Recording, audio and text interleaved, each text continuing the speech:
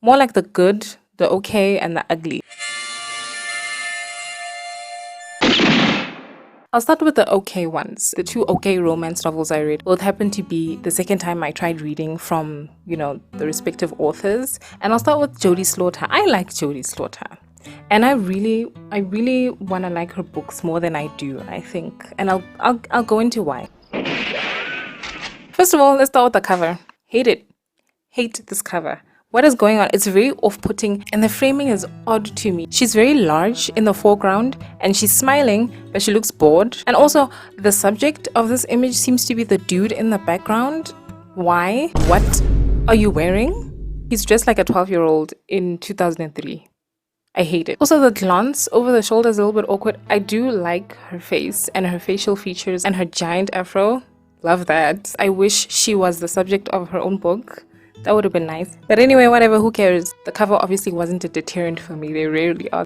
Was I excited? I was interested in this book. The premise is interesting, but this is a second chance romance. The lottery thing, her winning the lottery, is just what brings them together, I guess. Nothing fun really happens with the money. I do like that she helps out people in her community and her family and her friends and stuff. I do like that. But it's like, girl, do something crazy. I don't know, buy a painting or something.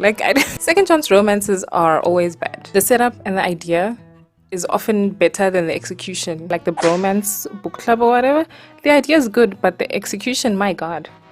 I think this is perhaps the least romantic setup for a romance novel. You're always like, just break up. Just leave each other. There are so many people and, they solve their marital problems, which are like deep communication issues, by having sex. That's how you solve a failing marriage in romance novels. I said I liked Jodie Slaughter, and I do. And I've read two. This is the second Jodie Slaughter book I've read.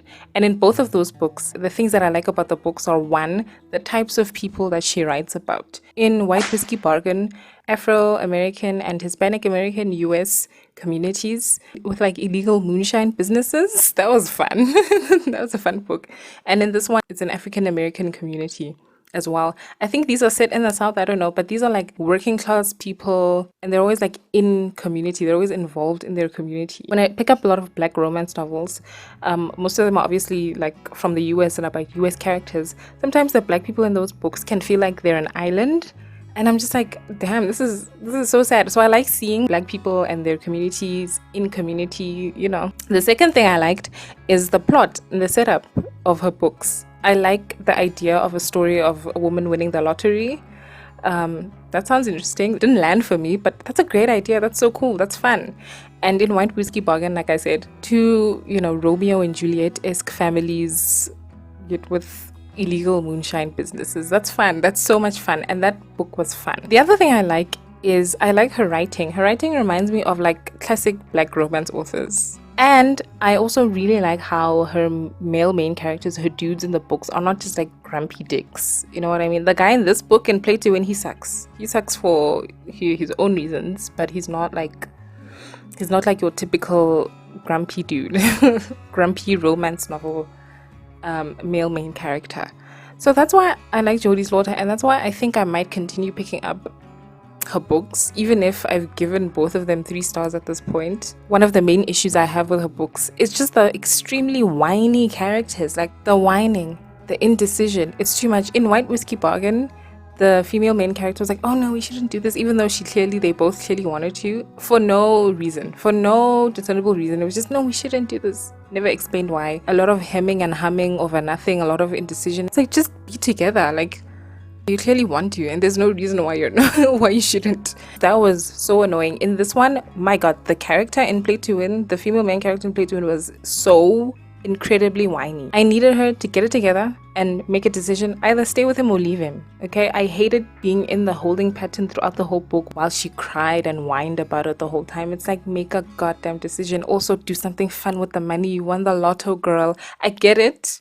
It's explained in the book why she doesn't, but that's boring. Like, when you pick up a book about somebody who won the lotto, I want to see some crazy. I want to see I want to see a shopping spree. Okay, I want to see something fun happen. Go on a nice holiday.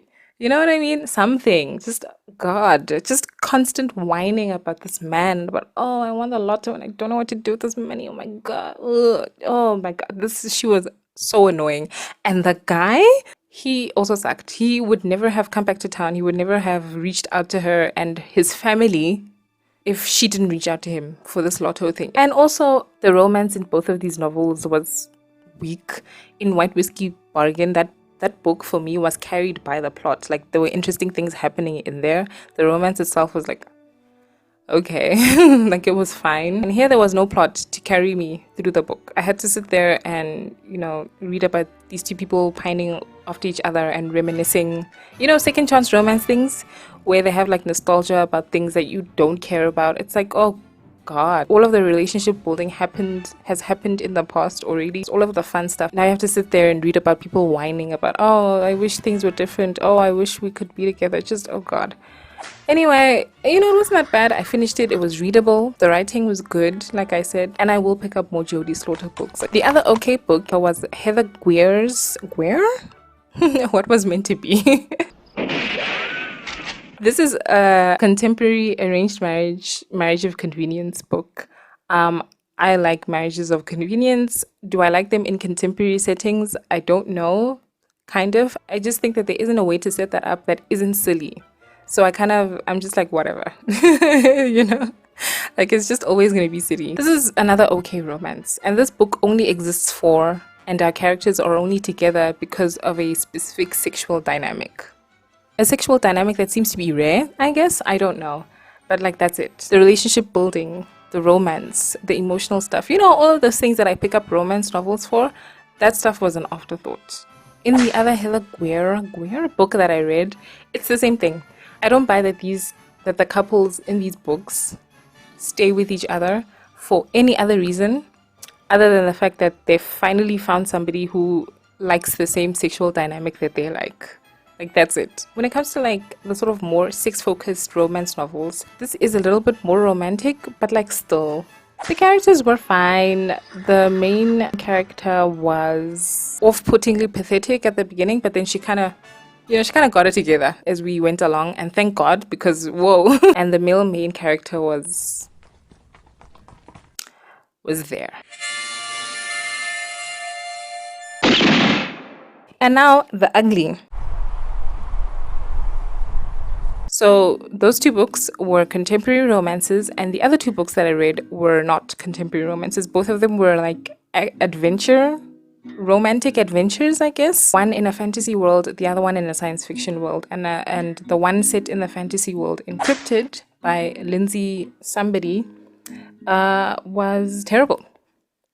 It's the ugly. So this book reminded me of another book that I read and have spoken about and, tolerated, I guess, The Blighted Stars, except that one was set in a sci-fi world. But this was the same. It was kind of the same thing. The romance was less annoying, but still very annoying. It didn't really get in the way of the story, like in The Blighted Stars. And, the action and the plot didn't come to a halt for them to have romantic moments or for them to be like, oh my God, this guy's so hot in their heads.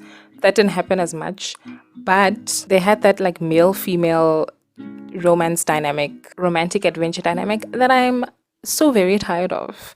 And that dynamic is that the woman in the relationship, in the story, is always the one who has to forgive something terrible in order for the relationship to work or to happen. It's never the other way around. The only exception I can think of is Surrendering to Scylla. But even there, I'm like, Scylla did nothing wrong. Like, please. I will defend Scylla to the ends of the earth. I don't care. I don't care. But that's the only exception. In all of these other books, it's always the dude who is the bad person and the woman who has to be like, you know what? Sure.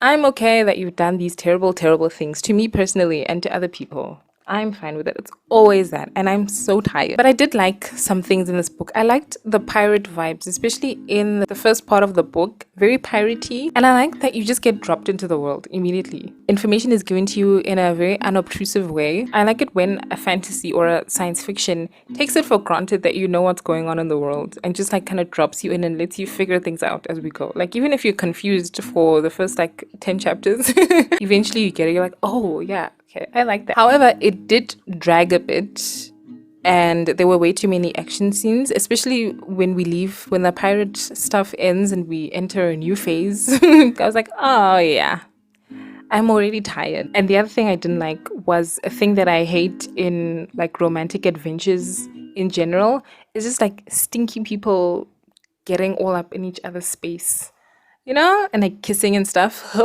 Hate it. Hate it.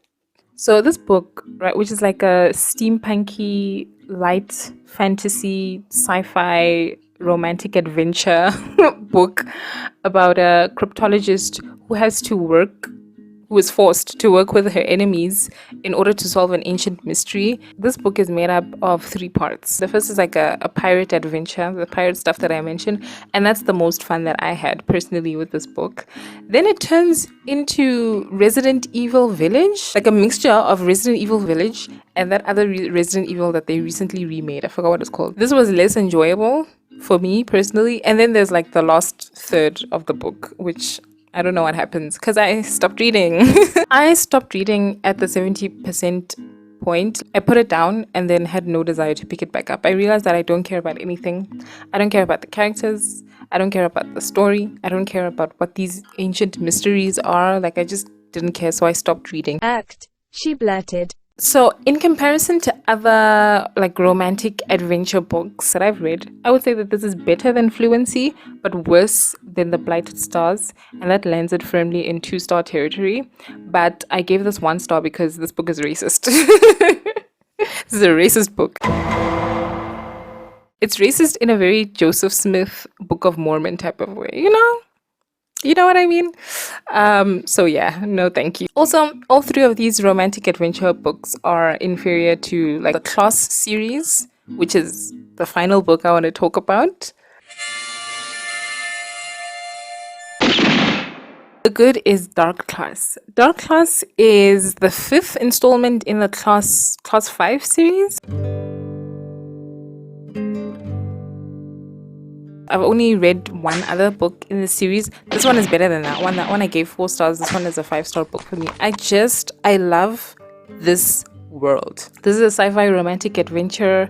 You know how sci-fi romances are. The minds are like an AI type thing, very much like were they also called Minds? I should reread the Culture books. Anyway, in Ian M. Banks's Culture series, those ships that are really smart and have autonomy, it's like that. It's about them. There are 5 of them, and it's about the women who save them. This space is a very compassionate, sweet, forgiving universe. I like how in both of the books, the women are normal women, but they're given the tools to succeed in this new environment that they find themselves in. Mostly weapons and a means to defend themselves. So they don't just sit around. The aliens are like obsessed with singing. Very, very Karen Lord-esque. I just love this. This is like my comfort series, which is why I'm like, I've only read 2, but I'm saving the other 3 for when I'm like, when I'm like really in it, for when I need something warm and sweet and compassionate, but with a plot with like fun action adventure stuff. This is my comfort series. It's about change, the willingness to change, forgiveness, love, also a little bit. The romance is fine. It never gets in the way. In this book, it was cuter than the other book that I read. Actiony stuff. The women are no slouches, but they're not like bad asses. I hate that word. I hate it. They're just normal women who find themselves in weird circumstances and they do their best with the tools that they have available. If you want a sweet, compassionate, romantic adventure sci-fi series set in space, then check it out. Check out the Class 5 series. But yeah, that's it. I think I'm like over romance novels now. I think I'm out of my romance era. We'll see.